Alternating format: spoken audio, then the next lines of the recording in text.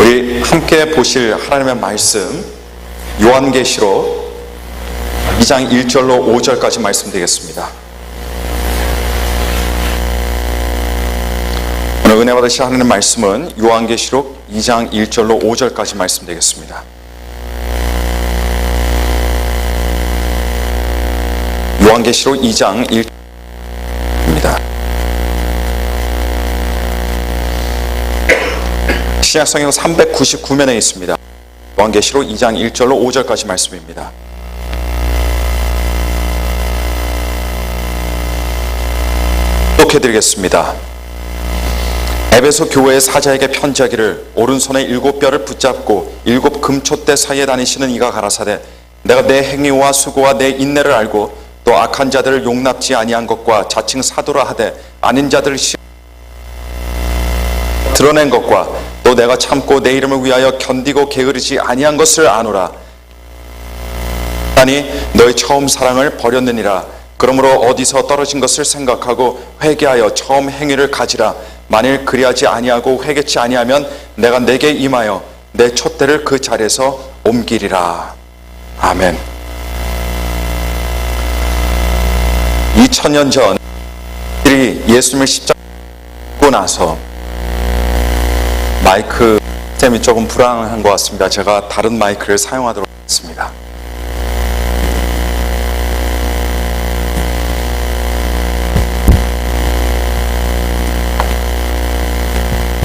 (2000년) 전 유대인들이 예수님을 십자가에 못 박아 죽이고 나서 이제 드디어 모든 것이 끝났구나 라고 이렇게 생각했을 겁니다. 예수님께서는 죽으셔서 무덤에 묻히셨고, 그리고 예수님의 제자들은 코빼기도 볼 수 없이 전부 다 도망가서 뿔뿔이 흩어지거나 아예 숨어버리는 이 모습을 보았을 때 그들은 말 그대로 완벽한 승리를 확신했을 것이고, 그야말로 오래 묵은 체중이 아주 시원하게 내려가는 듯 했을 겁니다. 근데 그 기쁨이 오래가지 못했습니다. 예수님만 죽이면 상황이 종료될 것이라는 그들의 예상이 보기 좋게 빗나갔기 때문이었습니다. 보통의 경우라면 여러분은 어떻습니까? 사람들을 선동하는 사람, 그 한 사람만 죽이고 나면요, 그를 따랐던 사람들은 다 해산이 되어버리는데, 그런데 이번 경우는 다릅니다. 이상하게도 예수님께서 죽으시고 그 이후 어느 순간부터 예수님께서 가르치던 복음의 물결이 사람들 사이에서 점점 거세게 일어나기 시작했습니다. 예수님의 죽음 이후 어느 순간부터 예수님의 열풍이 사람들 사이에서 더욱 뜨겁게 불기 시작했던 것입니다. 아니 도대체 이 현상을 어떻게 이해하고 어떻게 해석해야 합니까? 예수님께서 살아생전에 이전에는 볼 수 없었던 너무나도 기이하고 놀라운 많은 기적들을 일으키셨던 까닭이었을까요? 아니면 예수님께서 살아계실 때 마귀들과 더러운 귀신들을 쫓아내셨던 일들이 사람들의 뇌리에 너무 깊이 남아 있었기 때문이었겠습니까? 아니면 예수님의 진리에 대한 권위 있는 가르침들이 사람들의 마음속에 꺼질 수 없는 어떤 도화선의 불이 이미 되었던 이유였을까요? 물론 이런 이유들 전부가 한꺼번에 작용을 했을 겁니다. 그러나 예수님의 십자가 처형 이후에도 복음의 물결이 거세지고 예수님의 열풍이 더 뜨거워질 수밖에 없었던 그 결정적인 이유는 사실 따로 있었습니다. 아무리 영향력이라는 것이 무섭다 하더라도, 그러나 사실 그것도 시간이 지나면 차츰차츰 사라지게 되어 있습니다. 특별히 그 영향력을 행사하던 사람이 죽고 나면 더더욱 그렇습니다. 그리고 종교 지도자들도 이 사실을 알고 있었죠. 왜냐하면 역사가 그것을 수도 없이 증명했기 때문이었습니다. 하지만 도대체 예수님의 죽음 이후에 성도들의 믿음과 신앙이 더 뜨거워지게 된 계기가 무엇이겠습니까? 그 계기는 바로 예수님의 부활 사건이었기 때문이었습니다. 종교 지도자들이 예수님의 부활 사건을 믿든 안 믿든 간에 예수님의 부활의 소식이 사람들에게 일파만파 무섭게 퍼지기 시작했습니다. 그리고 예수님의 그 부활 사건이야말로 예수님께서 이 땅에 계시면서 말씀하시고 가르치시고 행하셨던 모든 것들의 진위성을 증명하는 그 누구도 부인할 수 없는 결정적인 증거가 되었기 때문이었습니다. 1990년대 한국에 생식을 가공해서 파는 회사가 하나 있었습니다. 건강식품이라고 한다면 불티나게 팔리는 곳이 어딥니까? 한국입니다. 그래서 그 회사가 나날이 번창하고 있었는데요. 하루는 그 생식회사 창업자가 생식이 사람의 몸에 얼마나 좋은지 사람들에게 직접 나타내 보이기 위해서 일부러 멀쩡한 자신의 이를 다 뽑아버렸습니다. 그 사람이 이를 뽑기 전에 장담했던 것이 있었는데요. 그것이 무엇이냐면 생식을 오랫동안 평소에 먹은 사람은 이를 뽑아도 새로운 이가 난다는 것이 이 사람이 증명해 보이고자 하던 그런 것이었어요. 그런데 이를 다 뽑고 나서 여러분 어떻게 되었을까요? 연로한 상태에서 한꺼번에 이를 다 뽑은 것이 무리가 되었던지 그만 그날 밤에 쇼크사로 죽어버리고 말았습니다. 그래서 생식의 효과를 증명하지도 못하고 오히려 그 사건 때문에 생식 회사가 공중분해가 되어버리고 마는 그런 비극이 일어나고 말았습니다. 예수님께서는 공생의 기간 동안에 당신의 죽으심과 부활에 대해서 수차례 말씀하시고 가르치셨습니다. 그런데 한 생식회사의 창업주가 자신이 주장하는 바를 증명하지 못하고 죽자마자 그 회사가 공중분해 되어버렸듯이 만일 예수님께서 죽으시기만 하시고 부활하시지 않으셨다면 예수님의 복음이 전파될 수가 없었습니다. 예수님의 죽음 이후에 모두들 두려움에 떨면서 숨거나 또는 어찌할 바를 몰라 방황하던 제자들의 마음을 순식간에 180도로 변화시켜서 그들로 하여금 다시 모이도록 만든 것이 무엇입니까?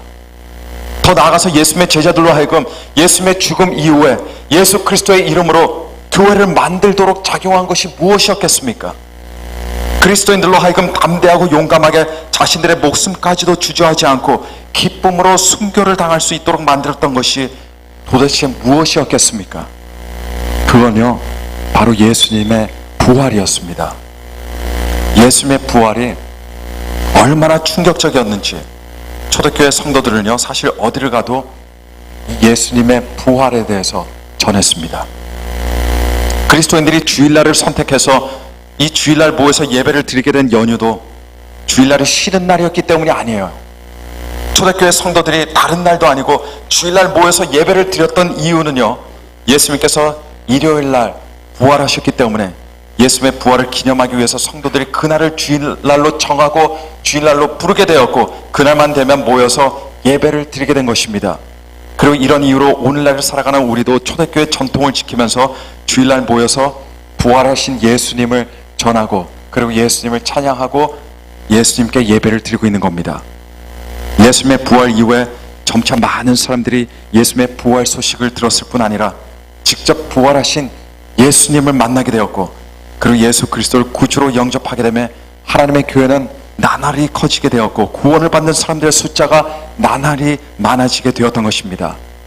그러나 반면에 종교 지도자들에게 있어서 이런 현실은 자기들의 목을 조여오는 그런 위협이 아닐 수가 없었어요.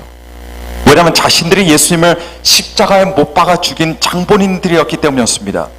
예수님의 부활의 소식이 퍼지면 퍼질수록 자신들의 치명적인 잘못이 퍼지는 것과 똑같은 그런 이치였습니다. 그래서 그들은 예수님의 부활을 전하던 사람들을 마치 군출인 사냥개처럼 추적해서 그들을 잡고 그들을 정죄하고 그들을 체포하려고 했다는 겁니다. 여러분, 초대교회 때 로마의 핍박이 극심했던 것은 사실이지만 그러나 박해와 핍박은 로마가 시작한 것이 절대로 아니었어요. 로마가 나서게 된 것은 나중의 일이었습니다. 박해와 핍박의 시작은 바로 유대인들이었던 종교 지도자로부터 유대인들서부터 시작이 되었던 겁니다. 그리고 이런 박해와 핍박의 최전선에서 가장 앞장서서 행동대장 역할을 한 사람이 있었으니 이 사람이 바로 우리가 너무나 잘 알고 있는 사도 바울이라고 하는 사람이었습니다. 그런데 유대 종교 지도자들의 행동대장이 되어 그리스도인들을 핍박하고 그리스도인들을 체포하던 바울이 언제 완전히 다른 사람으로 변화되었습니까? 부활하신 예수 그리스도를 만나는 순간부터 여러분 그의 삶이 완전히 달라지기 시작한 겁니다. 여러분, 이것이 예수 그리스도의 부활의 능력입니다.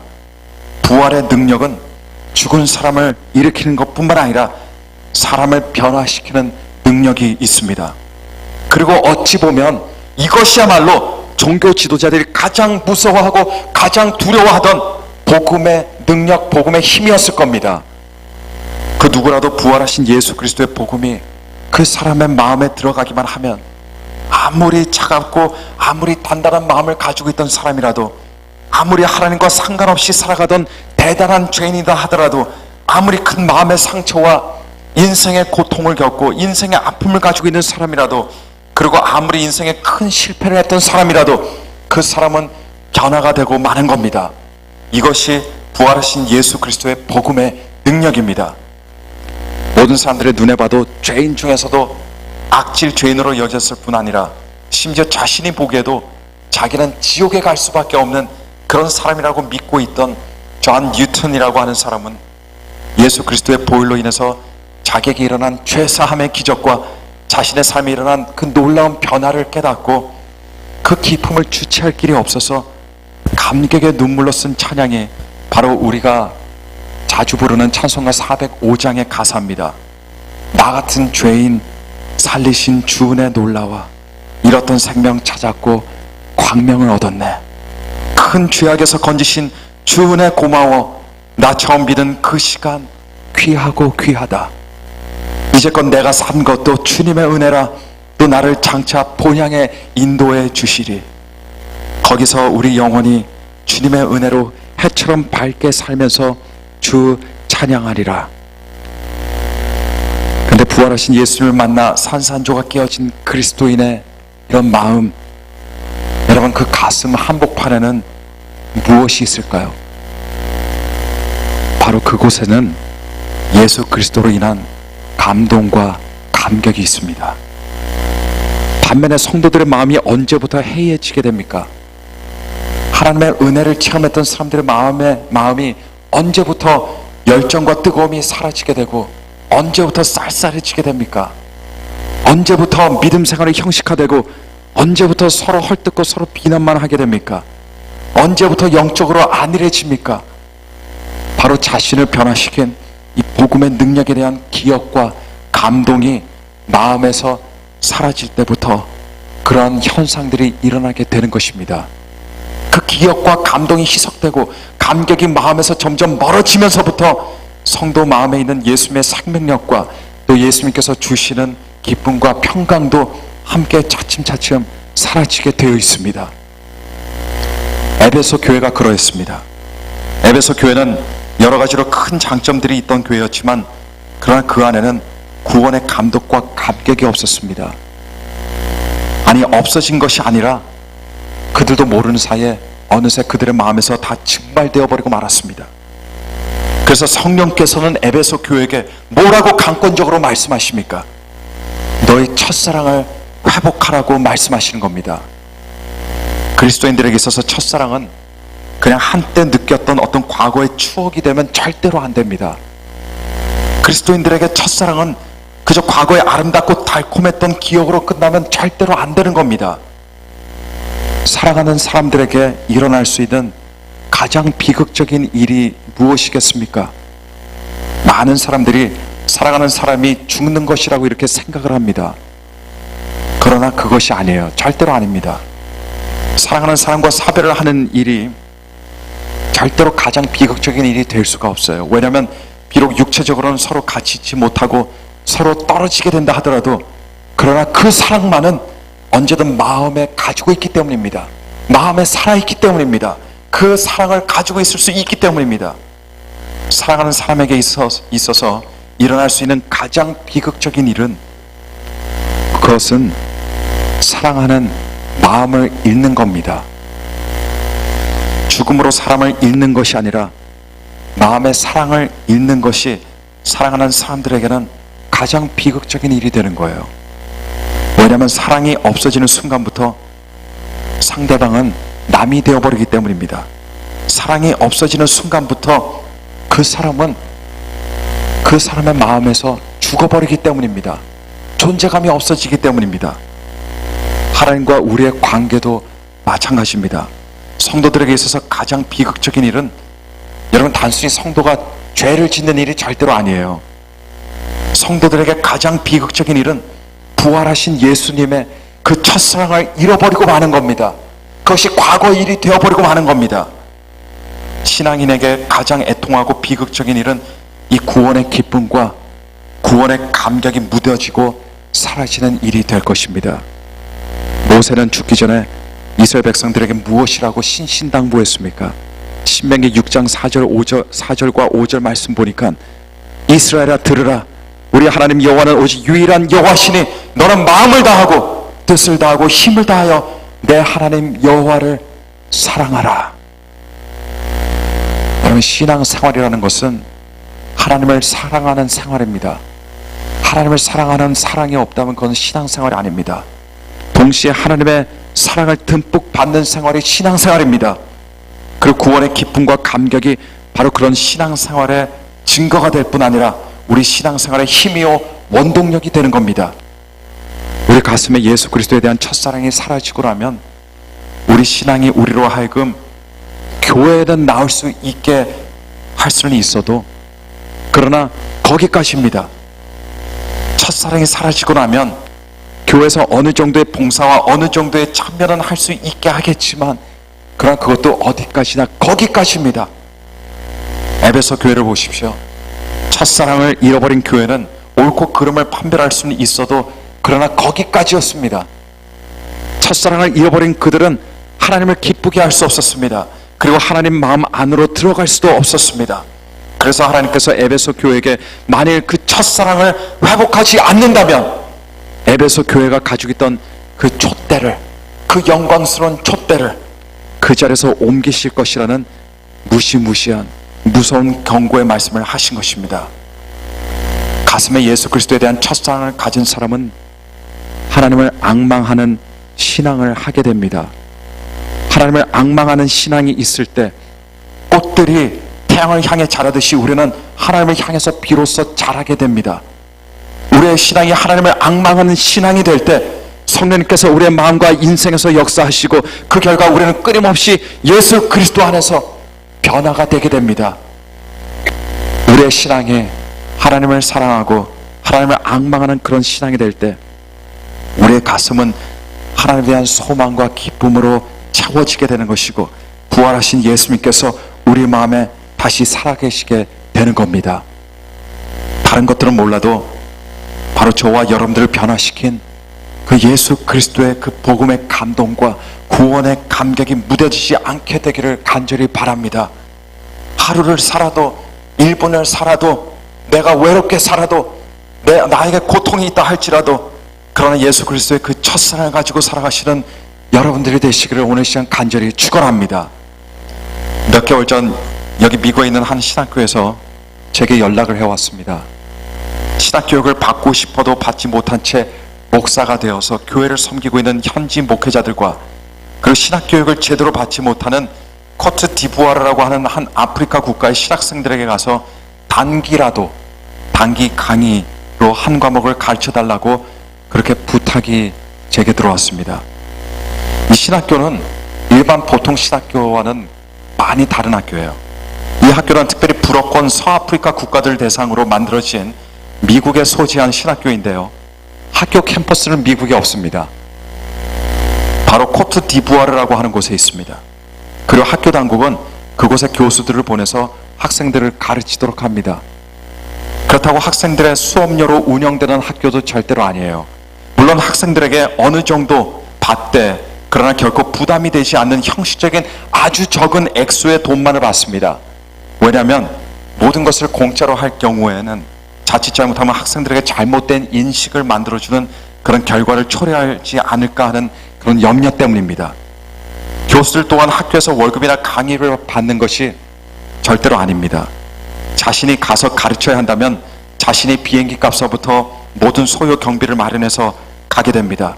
그러니 학교도 순수 선교를 위해서 만들어진 학교이고, 교수들도 고용된 사람들이 아니라 순수 복음을 전하고 가르치는 선교를 위해서 일하는 사람들입니다. 대개 아프리카의 불어권 국가들의 선교가 많이 약합니다. 더군다나 제가 갔던 나라는 작년에 내전이 있었던 터라 각 나라 군대가 투입되어서 본국 시민들을 탈출시키고 그나마 남아있던 외국 선교사들조차도 다 철수를 이미 한 상황이어서 영적으로는 굉장히 안 좋은 그런 상황에 있는 그런 나라입니다. 그 나라의 종교를 살펴본다면 정확한 통계치는 없지만, 그러나 대충 이야기를 들어보면 그곳의 기독교가 한 10% 정도 이내이고 이슬람이 40%에서 50% 정도라고 합니다. 그리고 이후에 다른 사람들은 그 지역의 토착 신앙을 가지고 있다고 합니다. 유럽에서 제가 그곳으로 가기 위해서 비행기를 갈아탔는데요. 제 옆에 앉아있던 그곳 출신 사람이 있었는데 비행기 안에서 갑자기 어느 순간에 두 손을 모으고는 열심히 기도를 하는 거예요. 근데 옆에서 가만히 보니까 알라 신에게 기도를 하는 겁니다. 그만큼 이슬람이 압도적으로 많은 국가입니다. 종교도 종교지만 국민들 대부분이 문란한 성생활을 하고 있어서 일부 다처제의 풍습 속에 살아가고 있습니다. 보통 그곳 사람들에게 형제가 어떻게 되냐고 물어보면 어떤 사람은 심한 경우 50명이라고 그래요. 근데 50명인지 51명인지 생각이 잘 안 난다고 그럽니다. 근데 그 형제들이 대부분 누구냐? 다 배다른 아이들입니다. 제 수업을 듣던 사람들 중에서도 한 사람이 자녀가 목사님이신데 8명이 있으셨어요. 근데 예수님을 믿기 전에 가졌던 여러 명의 여자들로부터 낳은 아이들이라는 그런 이야기를 들었습니다. 또 이런 문란한 성의식 때문에 세계에서 에이즈가 8번째로 가장 많은 국가라고 합니다. 그곳의 사람들의 평균 수명은 45세에서 요 근래 조금 올라갔다고 해요. 많은 사람들이 말라리아나 이런저런 풍토병 때문에 죽습니다. 말라리아 약은 미국 돈으로요 한 7불 정도면 살 수가 있습니다. 그리고 그 7불 정도만 내면 그 약을 먹고 어렵지 않게 나을 수 있는데, 근데 그 7불이 없어서 많은 사람들이 그냥 죽는 것이 그 나라의 현실입니다. 제 수업에도 한 목회자가 말라리아에 걸려서 비실비실 하면서도 수업에 임한 사람이 있었습니다. 다행히 그분은 말라리아 약을 구할 수 있어서 그 약을 먹을 수가 있었습니다. 제가 그곳에 도착해서 바로 그 다음 날부터 아침 9시부터 오후 5시까지 21명의 목회자들과 신학생들 앉혀놓고 가르치기 시작했습니다. 근데 그 중에 어떤 사람은 자기는 이런 교육을 받을 수 있게 해달라고 20년 동안을 기도해 왔다면서 눈물을 글썽이는데, 제가 이 말을 듣고 여기에 참 오길 잘했구나 그런 생각을 했습니다. 근데 그들과 함께 시간을 보내면서 제가 큰 도전이 되었던 부분이 한 가지가 있었어요.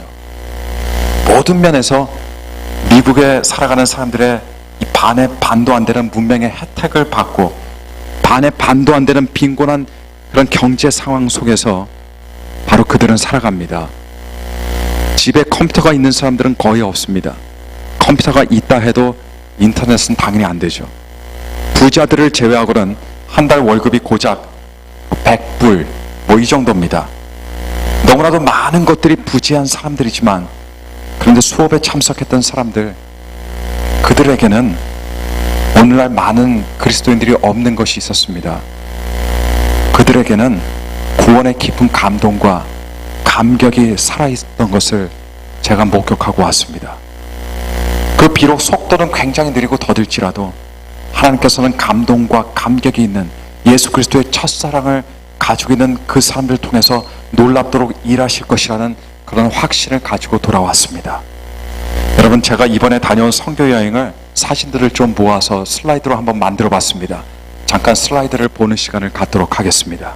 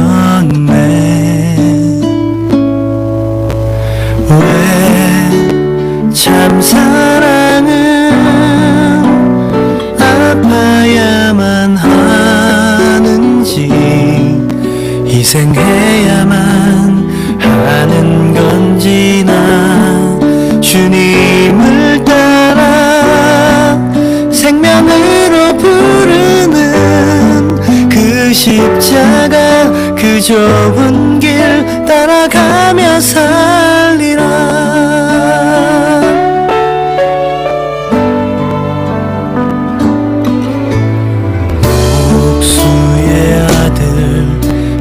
갈보리 언덕 가슴 시린 망치 소리만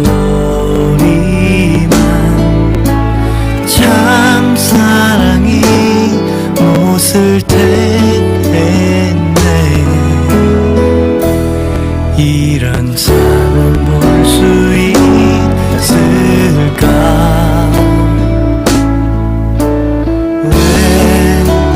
참 사랑은 아파야만 하는지 희생해야만 하는 건지 나 주님을 따라 생명으로 부르는 그 십자가 그 좁은 길 따라가며 살리라.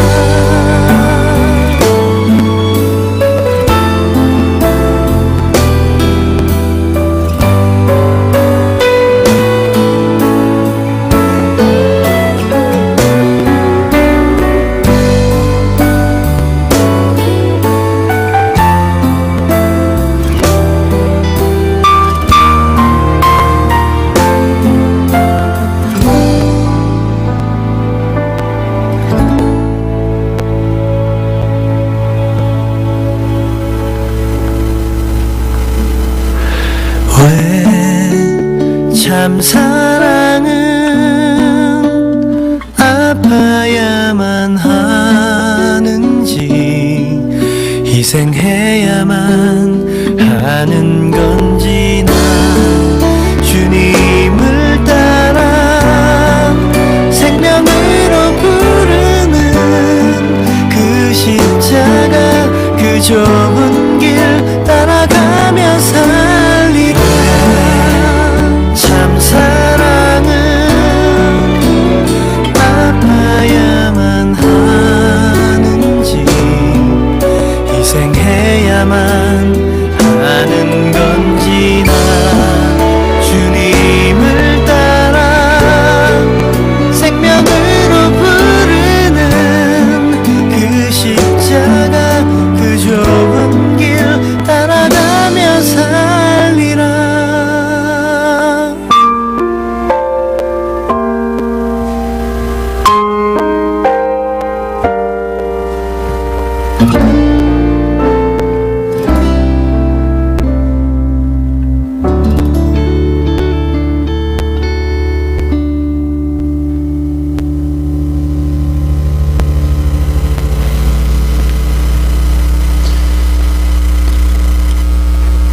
불을 켜주시면 감사하겠습니다. 이번 9월달은 저희 교회는 특별히 선교의 달로 정하고 우리 교회 선교 사명을 재확인하고 다시 생각하고 또 우리 교회에서 후원해드리는 선교사님들을 위해서 집중적으로 기도하는 그런 달입니다. 근데 어느 교회가 진정 선교를 할 수 있을까요? 누가 진정 하나님의 선교사에게 동참할 수 있을까요? 저는 부활하셔서 오늘도 살아계신 예수 그리스도에 대한 첫사랑의 감동과 감격이 있는 사람, 그런 감동과 감격이 있는 교회만이 할 수 있는 것이라고 저는 그렇게 생각합니다. 왜냐하면 이런 예수 그리스도의 첫사랑의 감동과 감격이 있는 마음이 복음을 모르는 사람들을 향해서 아파하는 마음을 그리고 아파하는 사랑을 느낄 수 있기 때문입니다. 이런 예수 그리스도의 첫사랑에 대한 감격이 없는 사람은 그걸 아파할 수가 없습니다. 아파하는 사랑을 가질 수가 없는 겁니다. 예수님께서는 가슴이 아프셔서 하나님께서 가슴이 아프셔서 우리를 위해서 이 땅에 예수님을 보내주셨듯이 만약에 그 아픔이 없으셨다면 하나님께서는 예수님을 보내시지 않으셨을 겁니다. 선교하는 교회는 감동과 감격이 있는 교회여야 됩니다. 그리고 선교하는 교회는 아픔이 있는 교회여야 됩니다. 그 아픔이 바로 우리 가슴 속에 있을 때 우리는 선교할 수 있게 되는 겁니다. 예수님의 첫사랑을 회복함이 없이 하나님의 기쁨이 우리의 기쁨이 될 수가 없습니다. 예수님의 첫사랑의 회복함이 없이 하나님의 아픔이 우리의 아픔이 될 수는 없습니다. 나가서 하나님께서 품으시는 그 선교의 마음을, 그리고 선교의 기쁨을 결코 함께 나누고 함께 공유할 수 없을 겁니다.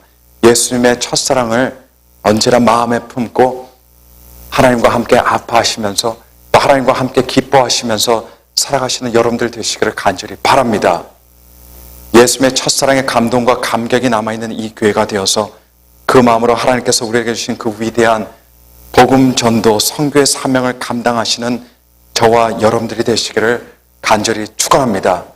우리 함께 들으신 말씀 생각하면서 또 많은 우리가 나아가야 할 선교지들을 생각하면서 예수 그리스도의 복음을 들어야 하는 사람들을 생각하면서 우리가 기도하도록 하겠습니다. 하나님, 주님께서 주신 이 선교의 사명을 가볍게 여기지 않게 하시고 하나님의 마음이 우리의 마음이 되어 하나님의 아픔을 느낄 수 있게 도와주시고 예수 그리스도를 모르는 사람들을 향해서 나아갈 수 있는, 우리가 무엇이라도 할 수 있는, 기도할 수 있는 그런 사람들이 되게 해달라고, 우리가 그렇게 살지 못했다면 회개하면서 우리 예수 그리스도 이름으로 나아갈 때 하나님께서 우리를 변화시켜 주실 줄로 믿습니다. 그리고 우리를 사용하여 주실 줄로 믿습니다. 우리 이 시간 함께 통성으로 합심으로 깨어진 마음으로 아파하는 마음으로 함께 기도하도록 하겠습니다. 다 함께 기도하시겠습니다. 거룩하시며 전능하신 하나님, 아버지 하나님, 오늘 시간 주님께로 나갑니다. 하나님께로 나갑니다. 아버지 하나님, 저희들에게 주셨사온데 하나님 그 감당 못했던 저희들 하나님 주님 우리 가운데 구원의 감격이 다시 넘칠 수 있도록 축복하시고 오늘 이 시간 다시 하나님께서 저희들에게 주신 전도와 선교의 사명을 다시 한번 기억하며 다시 한번 그 사명을 감당하기 위해서 주님 앞에 나가는 저희들이 되기를 원하오니 아버지 하나님, 잠자는 교회가 되지 않게 하시고 깨어있는 교회가 되게 도와주시옵소서. 우리에게 주신 것들이 너무나 많지만 하나님 그 가운데서도 하나님 분쟁하고 함께 하나님 마음을 하나로 모으지 못했던 저희들이 하나님 용서해 주시고 아버지 하나님, 이 시간 다시 한번 거룩하신 하나님의 말씀을 붙잡고 하나님께서 저희들에게 허락하신 사명을 향해서 달려나갈 수 있는 가 될 수 있도록 주여 축복하시고 인도하여 주옵소서. 하시고 남과 함께 나눔 도와주시고 하나님 앞에 기쁨으로 감사함으로 순종함으로 나아가는 주의 귀한 일꾼들 자녀들 될 수 있도록 주여 도와주시고 축복하여 주옵소서. 하나님, 우리가 주님 날마다 주님 앞에 나가며 눈물로 나가며 주님 앞에 기도하는 그런 깨어있는 교회가 되게 도와주시사 하나님 이 교회를 통해서 하나님의 놀라신 역사하심이 있게 도와주시고 하나님의 함께하심이 있어 하나님 놀랍도록 사용하시는 그런 도구가 될 수 있도록 주여 도와주시고 인도하여 주시옵소서. 하나님께 모든 영광 돌려드리오니 하나님 이 시간 저희들 깨끗이 예수 그리스도의 보혈로 씻겨주시고 다시 한번 하나님의 충만하신 사랑으로 하나님의 충만하신 은혜로 저희들 심령을 충만토록 채워주시옵소서. 하나님 모든 영광 하나님께서 받아주시고 하나님께서 저에게 주신 인생에 관한 주님의 영광 위에서 살아가는 우리 모두가 될 수 있도록 하나님 축복하여 주시옵소서. 하나님 아버지 감사합니다. 하나님 감사합니다. 감사합니다.